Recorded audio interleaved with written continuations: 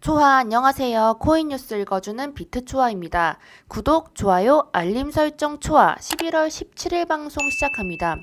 아무래도 요즘에 있는 FTX 사건 때문에 많은 투자자분들께서 힘드실 것이라고 생각합니다. 그래서 오늘은 비트코인의 위치를 파악을 해서 현재 마지막 하락 파동이 진행 중이라고 생각하는 이유에 대해서 말씀을 드릴 거고요. 앞으로 오르면 얼마나 오를 것인지 말씀드리도록 하겠습니다. 그리고 기관의 매집이 포착이 지속적으로 되고 있기 때문에 중장기적 관점과 단기적으로는 어떤 모습이 보이는지 같이 살펴보실 거고요. 나머지는 지금 현재 펼쳐져 있는 뉴스들을 같이 살펴보실 겁니다. 자, 그러면 이제 비트코인의 위치 먼저 살펴보도록 하겠습니다. 비트코인 1시간 봉이고요. 제가 정확히 여기에서 말씀을 드렸습니다. 하락할 것이다 라고 말씀을 드렸고요. 그 위치는 이제 다시 한번 짚어드렸고요. 여기서 보시다시피 가장 단기 고점을 말씀을 드렸죠. 한 파 더 꺾일 것이니까 여기서 매수하지 마세요 라고 말씀드렸습니다. 그래서 많은 분들께서 말씀하셨어요. 초아님 어떻게 아셨나요? 라고 물어보셔서 제가 그 말씀 다시 한번 말씀드릴게요.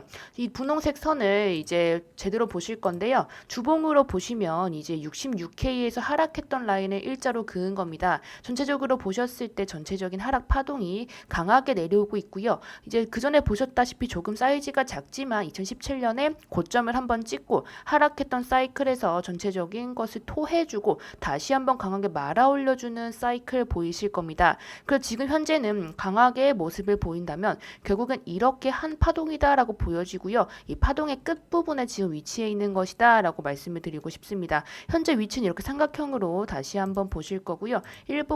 일봉상으로 보셨을 때 단기로 말씀드렸던 상승 추세와 그리고 1년 동안 내려왔던 하락 추세 그리고 나서 같이 함께 보셔야 될 건 노란색 라인인데요. 단기에서 고점으로 보여지는 모습들을 모두 삼각형의 모습을 그려주며 모두 삼각수렴 됐다라고 말씀을 드리고 싶습니다. 그런데 지금 현재 보시다시피 거래량이 실리지가 않고 있는 모습이죠. 아무래도 많은 분들께서 걱정이 많으셔서 지금 현재 여러 가지 FTX 사건이나 거래소에 대한 위협이 증가가 되다 보니 개인 지갑으로 많은 양이 유동이 되고 다시 한번 어떤 거래소가 조금 더 낫는지 파악하시는 시간이다라고 생각이 되고요. 웬만하면 대부분 바이낸스나 업비트 쪽으로 유동이 됐다라고 생각이 됩니다.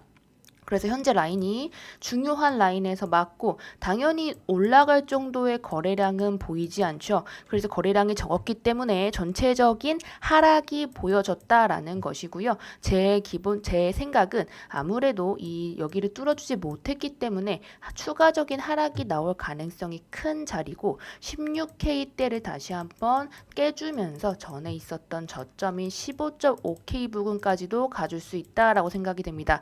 향간의 12.5K까지 하락한다는 이야기가 있는데 당연히 여기서 지지가 안 되면 12.5K까지 떨어질 가능성이 크다는 것이죠. 자, 그럼 우리 현물 투자자분들께서는 어떻게 해야 되냐라고 말씀하신다면 결국에 주봉상으로 보았을 때 그 전에 있었던 하락 라인 역시도 이렇게 삼각 수렴이 됐을 때 돌파를 해주지 못하고 나서 더 추가 하락이 이어진 뒤에 굉장히 고점이 나왔죠. 그 전에서도 말씀드렸다시피 그런 모습들이 지속적으로 나오고 있다라는 것이고요. 이렇게 보셨다시피 이게 하락했던 부근에서 한 번 더 하락을 해주는 모습을 보여줬는데 지금 라인이 딱 하락을 보여줬다라고 보여지고요. 이런 삼각형이 이제 정확히 모습이 보이는 상황이라기 때문에 여기에서 한 번 더 하락해 준 다음 다시 한번 강하게 반등해 줄 것이다 라고 파악이 되는 겁니다. 그래서 제가 보는 하락은 이제 방금 말씀드렸던 1억은 가면 좋지만 제대로 말씀드리자면요. 일봉상으로 다시 볼게요. 일봉상으로 보다시피 이제 떨어졌던 부근을 모두 회복해 줄 수 있는 상승분이다 라고 파악이 되고요. 그 전에 우리 7월 14일 날 영상에서도 여기 13일이죠. 이때 우리가 풀매수를 한 적이 있고 여기서 매도를 점점 하면서 이때 수익률이 현물로만 매일매일 100% 이상씩 챙겨가셨던 거 기억하실 겁니다. 그때의 상승이 다시 한번 다가오고 있다라고 판단이 되고요. 이때 하락했던 하락분 역시도 지금과 비슷한데 다시 한번 더 조금 더 하락해 준 뒤에 강하게 말아 올려질 것이다 라고 파악이 되는 겁니다. 토아님 이거 차트로만 분석하시는 건가요? 라고 물어보신다면 그것은 아니죠. 같이 살펴볼 것은 바로 전체적인 기관의 움직임인데요. 기관은 그럼 어떤 움직임을 보였나 같이 살펴보실 겁니다. 이번에 매집을 조금 했다라고 보여지고요. 많은 분들께서 생각하실 때 지금 현재 라인이 많이 떨어졌기 때문에 기관의 매도로 인해 하락한 것인가 라고 생각하실 건데 기관은 오히려 매집을 했습니다. 매집을 했고요. 전체적인 것들을 다시 한번 보신다면 솔라나랑 트론을 줄이는 것들을 보셨고요. XRP, 리플, 폴리곤, 비트코인 위주로 매집을 조금씩 하고 있다라고 보여지는 것이죠. 그리고 같이 살펴볼 것은 숏 비트코인 떨어진다, 단기 안에 하락한다라는 것에 매수를 한 모습을 보여줬고요. 지금 그러면 이게 지금 시장에서 어떻게 적용이 되냐면 전체적으로 단기적으로는 하락하겠지만 중장기적으로는 무조건 상승할 수 있다라는 말을 하는 것입니다. 개인 지갑 역시도 개인 지갑으로 유동되는 양 자체가 굉장히 폭발적으로 증가했다가 그 후에 살짝 감소하는 모습을 보였죠. 그래서 지금 여기 보시면 이렇게 V자 모양으로 보이실 건데 그렇다는 것은 이제 다시 개인 지갑이 거래소로 들어가고 있다라는 것이고요. 전체적인 스테이블 코인 양이 이제 거래소로 유입이 되는 것이 증가가 되었다라고 판단이 됩니다.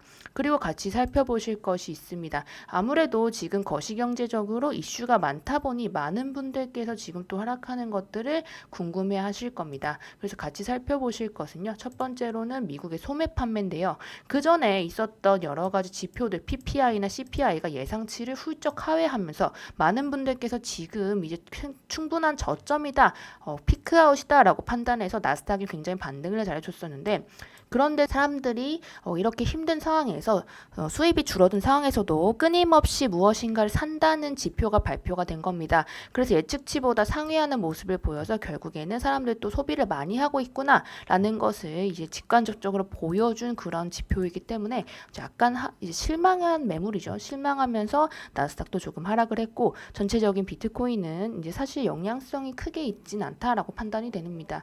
그리고 같이 살펴볼 것은요. 제가 어제 방송에서 이런 말을 했습니다. 전체적으로 폴란드에 지금 미사일이 떨어져서 사망했었는데 아무래도 이것이 러시아 미사일이 아닐 것이다. 러시아 미사일이어도 아니라고 할 것이다 라는 이야기를 했어요. 왜냐하면 지금 추워진 상태에서 현재 같이 보셔야 할 건 바로 영국과 아니면 이제 그런 유럽연합과의 중국의 관계인데요. 중국과 러시아의 관계죠. 전체적으로 천연가스의 의존도가 높은 상황이기 때문에 이런 모습을 본다면 결국에는 이런 나토 가입국 그리고 유럽연합은 지금 당장은 러시아와 중국의 눈치를 볼 수밖에 없는 상황이거든요. 그래서 우크라이나의 미사일이었다라고 서둘러 발표를 하면서 그 폴란드로 떨어진 것이 러시아발 미사일이 아니다라는 것을 발표를 해줬습니다. 그래서 같이 이렇게 살펴보셨고요. 다시 한번 더 말씀드리자면 이제 중국의 숄츠 독일 총리가 11월 4일 날 방문을 한 적이 있습니다. 이렇게 방중을 했다는 것 자체가 아무래도 천연가스 때문이다라고 생각이 되고요.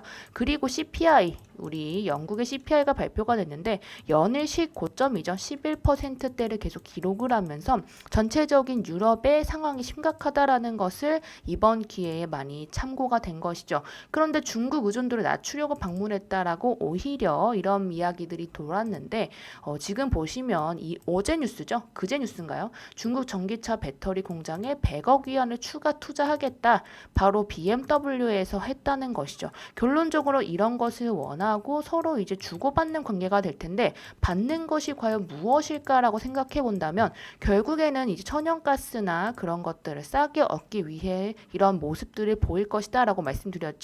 제가 이런 전쟁이 시작되자마자 겨울 직전에 이렇게 풀리는 움직임이 있을 수 있다라고 말씀드렸죠.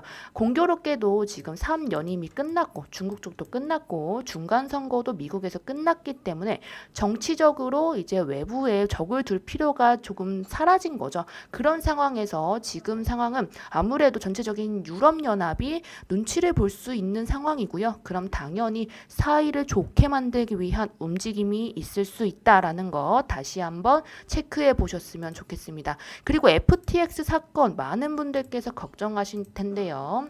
오늘은 디지털 커런시 그룹에 대한 이야기를 좀 해볼까 합니다. 제가 이렇게 걱정하실 것 같아서 저희 단톡방에 이런 말씀을 드리죠. 단톡방에도 말씀을 드렸는데 DCG는 모기업 디지털 커런시 그룹이고요.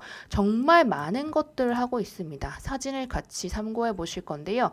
해당하는 여러 가지 암호화폐와 관련된 것들뿐만 아니라 블록체인 기반한 많은 것들을 다루고 있다라고 생각이 되고요. 그레이스케일 펀드, 제네시스 대출, 제미니 거래소 등을 운영을 하고 있습니다. 그래서 어떻게 운영이 됐냐면요. 제미니 거래소에서 고객들이 난 괜찮다라는 승인을 하면 고객 대신 예치했던 코인들을 여러 방면으로 운영을 해주고 수익을 내줍니다. 그리고 나서 발생된 이자를 이제 다시 지급이 되는 그런 모습들이죠. 우리가 흔히 이용하는 은행 같은 일을 한 건데요. 이미 3A씨에 대출해줬던 분량이 23억 6천만 달러였던 상황이었고요. 이게 제가 환산해 보니까 거의 3조 5천억 정도 되더라고요. 이런 모습에서 제네시스 역시도 FTX에 1.75억 달러가 물려있는 상태라서 고객들이 안전하지 않다라고 판단을 했고 이더리움을 외부로 계속 뽑아내는 모습들을 보였던 것입니다. 그래서 제미니 거래소를 이용하고 계신 분들이라면 사실 조금 위험할 수 있다라고 판단이 되고요. 그리고 USDC 역시도 지금 0%대로 이제 무금리죠. 무이자로 지금 대출을 해준다고 하는데 이건 역시도 사실 좋은 흐름이 아닐 것이다 라고 판단이 되는 겁니다. 크립토닷컴 역시도 잔고 증명 직전에 스테이블 코인을 발행하는 모습들을 보여줬는데 잔고의 절반에 해당하는 분량이라고 합니다.